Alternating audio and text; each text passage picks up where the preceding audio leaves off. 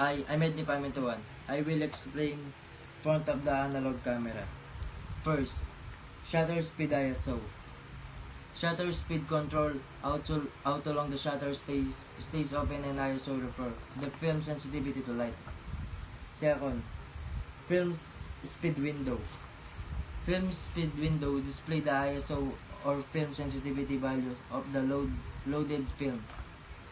Third, shutter release button. Shutter release button that triggered the shutter to take a photos.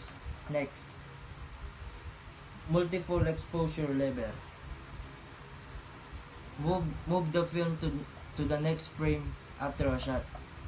Next, frame counter. Show the number of frame used or remaining.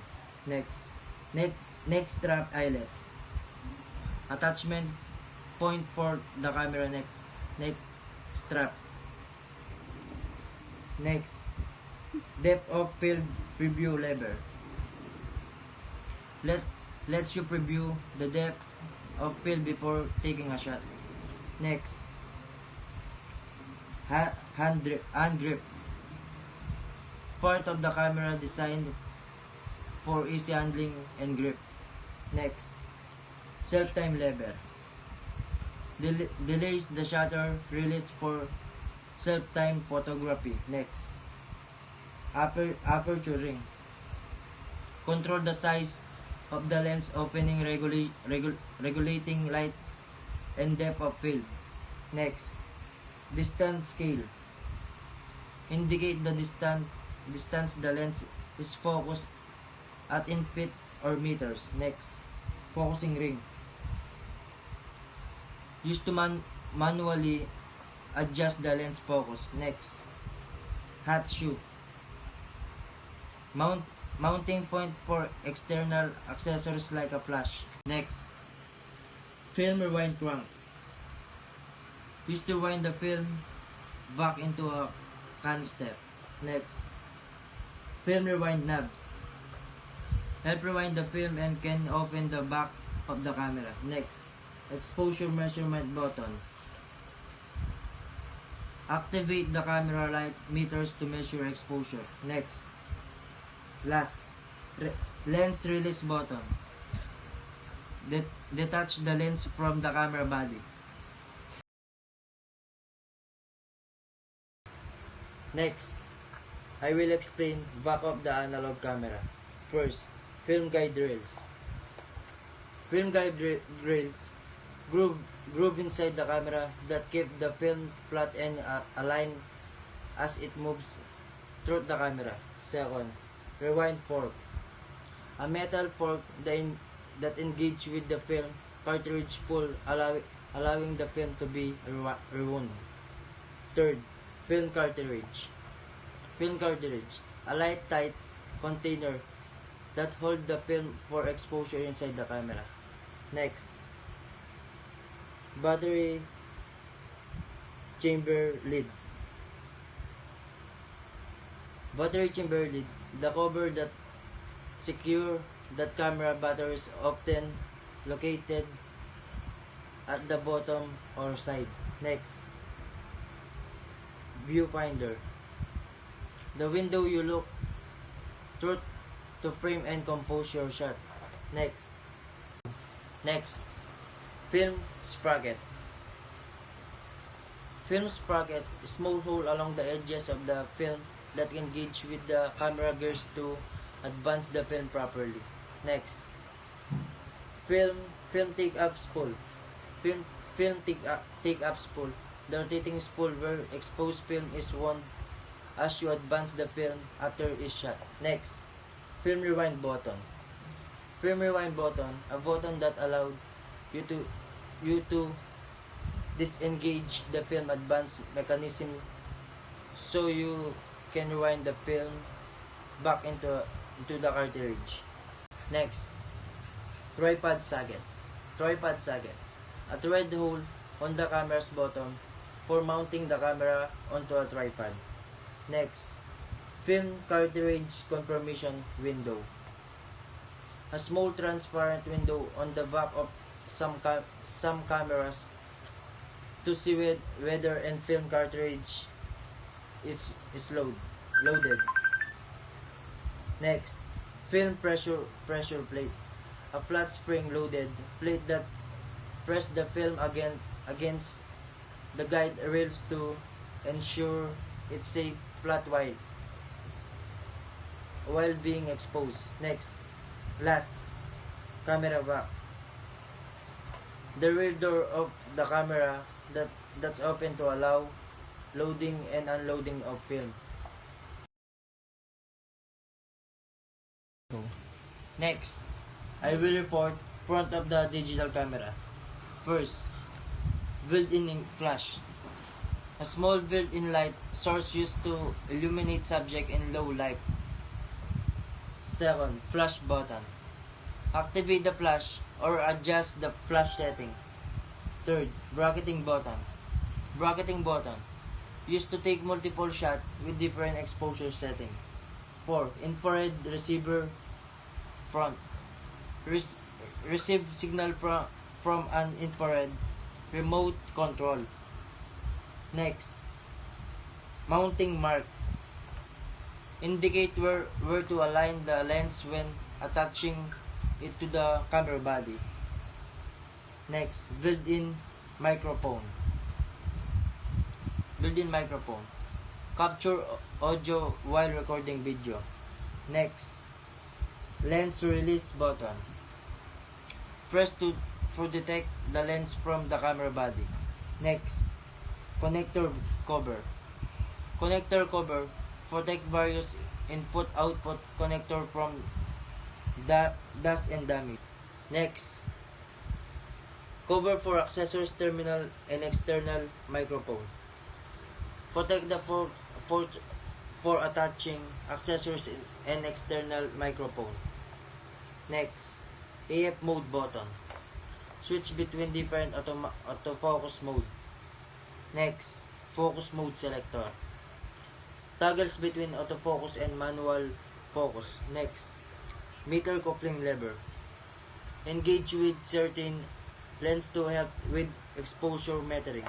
Next, mirror.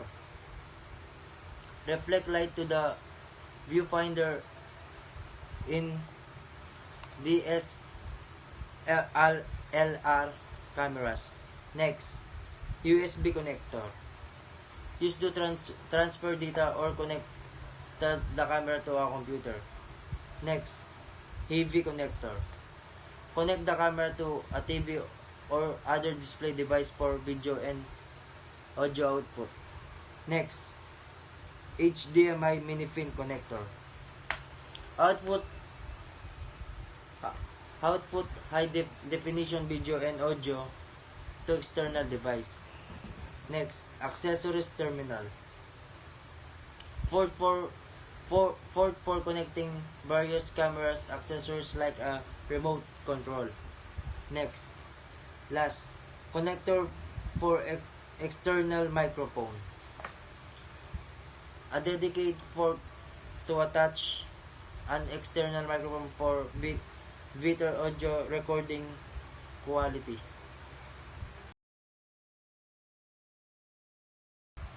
Next, I will report back of the digital camera. First, rubber eye cap. A cushion attachment around the viewfinder that provide comfort and prevent light from entering, allowing for a clearer view when composing shots. Second, delete button. A button used to remove select image or video from the camera memories. Third, playback button. A button that allows user to view previously taken photos and video. Next, monitor. The LCD screen or the back of the camera that display image setting and menus often used for composing shot in live view mode. Next, white balance button. White balance button. A button that enable user to adjust the camera color temperature settings to ensure accurate color reproduction under various lighting conditions. Next, playback zoom out button. A button that allows user to zoom out while viewing image in playback mode, helping to see thumbnails or a large view of the entire image. Next, size qual button. A button that lets user change the image size and quality settings impacting resolution and file format. Next, viewfinder eyepiece. The opening through which users look to compose their shot, usually equipped with optic to help focus and frame the image. Next, diopter adjustment control. A dial or lever that adjusts the viewfinder focus to accommodate the user eyesight. Next, AEL and AFL button. A button that locks the exposed AEL or autofocus AFL setting, allowing for consistent result when composing image. Next, speaker. The output device that produce sounds, often used for audio playback of video or camera sounds. Next, main command dial. A rotating dial that allow user to quickly change camera settings such as shutter speed or aperture. Next, live view switch. A switch or button that toggles between using the viewfinder and the LCD screen for composing shot. Next,